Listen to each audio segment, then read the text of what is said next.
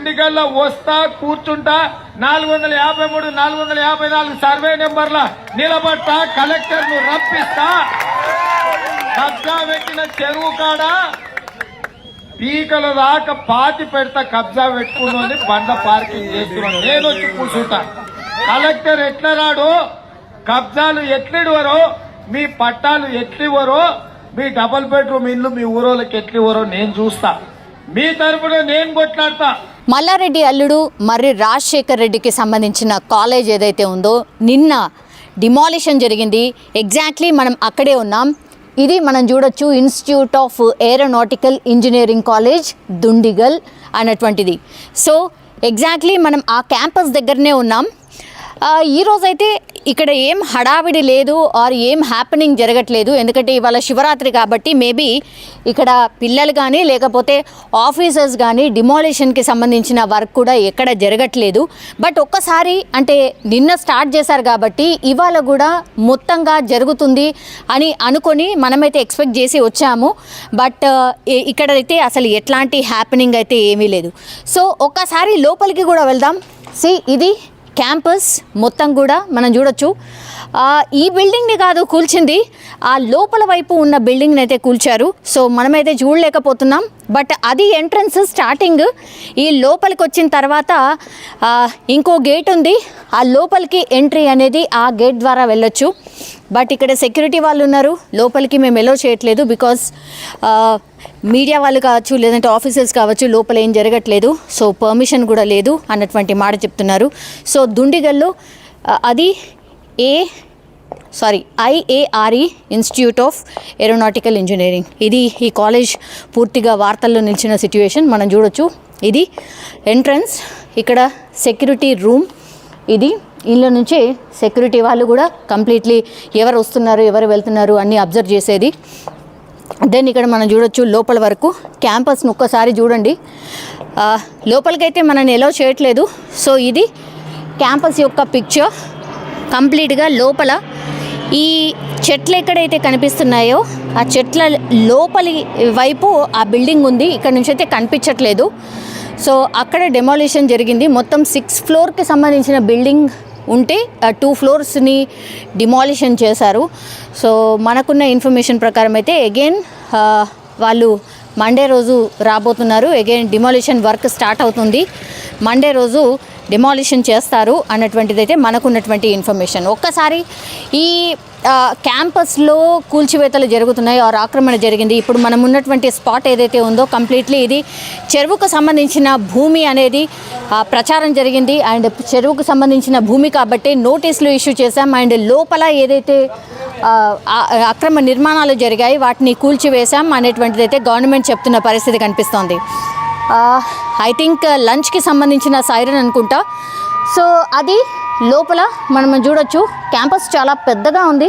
లోపల చాలామంది పిల్లలే ఇందులో చదువుకుంటున్నారు. ఏరోనాటికల్ ఇంజనీరింగ్కి సంబంధించిన కాలేజ్ ఇది. సో ఈరోజు అయితే కాలేజ్ లేదు.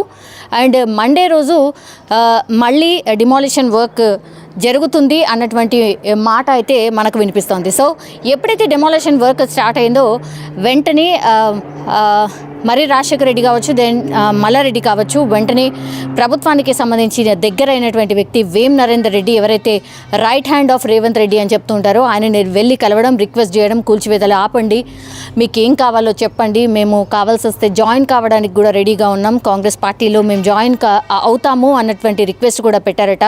మా మాటగా మీరు రేవంత్ రెడ్డికి చెప్పండి అనేటువంటిది. బట్ మనందరికీ తెలుసు రేవంత్ రెడ్డి మీద మల్లారెడ్డి ఎలాంటి వ్యాఖ్యలు చేశారో. ఇప్పుడు ఆ వీడియోస్ అన్నీ కూడా వైరల్ అవుతున్న పరిస్థితి. సో అప్పుడు ఏవైతే ఛాలెంజ్ విసిరాడో మల్లారెడ్డి, సో దానికి సంబంధించిన రివెంజ్ ఇప్పుడు స్టార్ట్ అయింది. ఆర్ రివెంజ్ అనడానికి కూడా లేదు, బికాజ్ ఇది ఎప్పటి నుంచో ఫైట్ చేస్తున్నటువంటి అంశం. ఇప్పుడు ఎవరైతే అధికారంలో కాంగ్రెస్ పార్టీకి సంబంధించిన నాయకులు ఎవరైతే ఉన్నారో అండ్ ఎస్పెషల్లీ రేవంత్ రెడ్డి ఎవరైతే సీఎంగా ఉన్నారో ఆయన్ని చాలా టైమ్స్ కంప్లైంట్ చేయడం జరిగింది. ఇవన్నీ కూడా ఆక్రమణకు సంబంధించిన భూములు అండ్ చెరువులను కబ్జా చేసి కట్టినటువంటి కాలేజెస్ అవన్నీ కూడా. అండ్ చాలా మటుకైతే ఇక్కడ ఆక్రమణలు పెద్ద ఎత్తున జరిగాయి, దాని మీద ఫోకస్ పెట్టండి అని ఎన్నిసార్లు బీఆర్ఎస్ సర్కార్ ఉన్నప్పుడు రిక్వెస్ట్ చేసినా కూడా ఎక్కడ కూడా వాళ్ళు వినలేదు. అండ్ వాటన్నిటినీ కూడా ఒక లిస్ట్ అవుట్ చేసుకొని దాంట్లో భాగంగా ఒక్కొక్కటి ఆయన బయటికి తీస్తూ దాడులు ఈ ఆక్రమణలు తొలగించే ప్రయత్నం జరుగుతోంది అన్నటువంటి మాట అయితే వినిపిస్తోంది.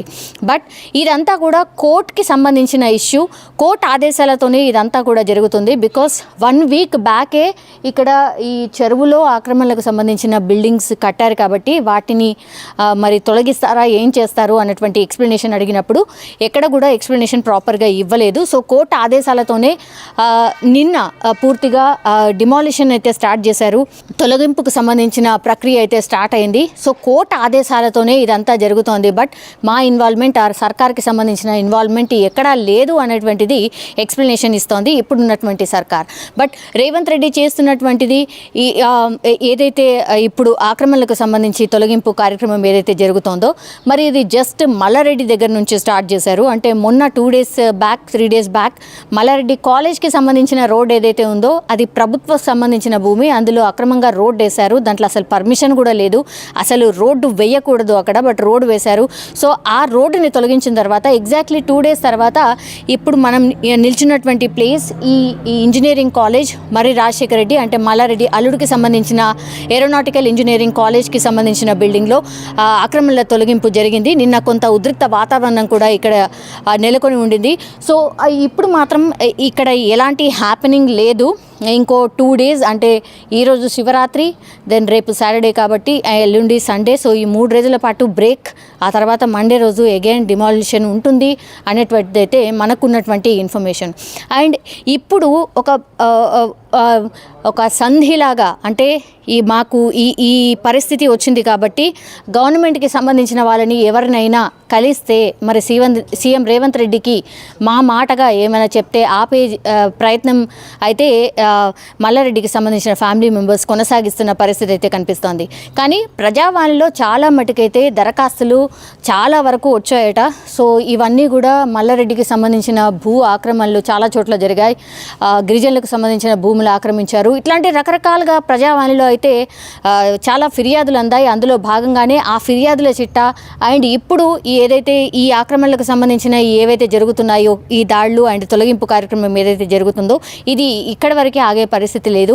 ఆ తర్వాత కూడా నెక్స్ట్ దేనిపైన ఫోకస్ పెట్టబోతున్నారు, మల్లారెడ్డికి సంబంధించిన హాస్పిటల్కి సంబంధించిన కాలేజ్ మీద కూడా నజర్ వేసింది సర్కార్. నెక్స్ట్ అదే ఉండబోతోంది అన్నటువంటి వార్త కూడా వినిపిస్తోంది. సో ఇందులో ఎంతవరకు నిజం ఉందో తెలియదు, కానీ పూర్తిగా ఒక లిస్ట్ అయితే పట్టుకొని దాని ప్రకారమే ఒక ప్లాన్ ప్రకారం ఆర్ అధికారులకి ఆదేశాల ప్రకారం అయితే ఇదంతా జరుగుతోంది అన్న వాదన అయితే వినిపిస్తోంది. సో దీని తర్వాత ఇంకేంటి అనేటువంటిది అయితే పెద్ద ఎత్తున చర్చ జరుగుతోంది. సో నెక్స్ట్ ఏం జరగవచ్చు, మరి ఇంకేమైనా ఎక్కడైనా నెక్స్ట్ దాడుల ఆర్ నెక్స్ట్ ఆక్రమణల తొలగింపు ఇంకెక్కడ ఉంటుంది, మల్లారెడ్డికి సంబంధించిన వాటిపైనే ఉంటుందా, లేకపోతే నెక్స్ట్ ఇంకే నాయకులకు సంబంధించిన భూముల మీద ఉంటుంది? ఎందుకంటే చాలా పెద్ద చిట్టా ఉంది. బీఆర్ఎస్కి సంబంధించిన నాయకుల మీద చాలా ఫోకస్డ్గా కాంగ్రెస్ పార్టీ గతంలో వర్కౌట్ చేసింది. అందులో భాగంగానే బీఆర్ఎస్కి సంబంధించిన నాయకులని నెక్స్ట్ ఎవరు అన్నటువంటి వార్త ఆర్ నెక్స్ట్ ఎవరు అన్నటువంటిది టార్గెట్గా అయితే ఒక చర్చ అయితే జరుగుతోంది. వీళ్ళు కూడా అంటే బీఆర్ఎస్కి సంబంధించిన నాయకులు కూడా నెక్స్ట్ ఎవరు ఉండబోతున్నారు, నెక్స్ట్ టార్గెట్ ఎవరు అనేది కూడా ఒక రకంగా చర్చ కూడా జరుగుతోంది పార్టీలో అన్నటువంటి మాట అయితే వినిపిస్తోంది. సో పూర్తిగా రేవంత్ సర్కార్కి అయితే మనము నిన్న దాడులు జరిగిన తర్వాత కూడా చాలామంది ఒకటే వీళ్ళు వెళ్ళడం, ఆ తర్వాత రిక్వెస్ట్ చేయడం, ఆ తర్వాత వర్కౌట్ కాకపోవడం వల్ల దెన్ వచ్చి మర్రి రాజశేఖర రెడ్డి మాట్లాడడం జరిగింది. ఇది ఎక్కడ కూడా ఆక్రమణకు సంబంధించిన భూమి కాదు, ఇది చెరువుకు సంబంధించిన భూమి కాదు, మేము అన్ని పట్టాలతో సహా మా దగ్గర పూర్తి ఎవిడెన్సెస్ ఉన్నాయి, ఇవి మావే అన్నటువంటిది అయితే మా దగ్గర పూర్తి ఎవిడెన్సెస్ ఉన్నా కూడా ఇట్లాంటి జరుగుతుందా, ఇది కక్షపూరితంగా జరుగుతుంది అన్నటువంటి మాట అయితే ఆయన చెప్పినటువంటి పరిస్థితి కనిపిస్తోంది. బట్ ఎక్కడ కూడా అధికారులు అండ్ కోర్టు ఆదేశాలతో కంప్లీట్గా ఈ ఆక్రమణల తొలగింపు అయితే కొనసాగుతున్న పరిస్థితి స్పష్టంగా కనిపిస్తోంది. ఇప్పుడు మనం ఉన్నటువంటి క్యాంపస్ ఏదైతే ఉందో లోపల నిన్నటి వరకు ఆక్రమణల తొలగింపు అయితే జరిగింది. ఈరోజు మాత్రం ఎలాంటి హడావిడి లేదు, ఆరు ఎలాంటి ఆక్రమణల తొలగింపు అయితే ఇక్కడ జరగట్లేదు.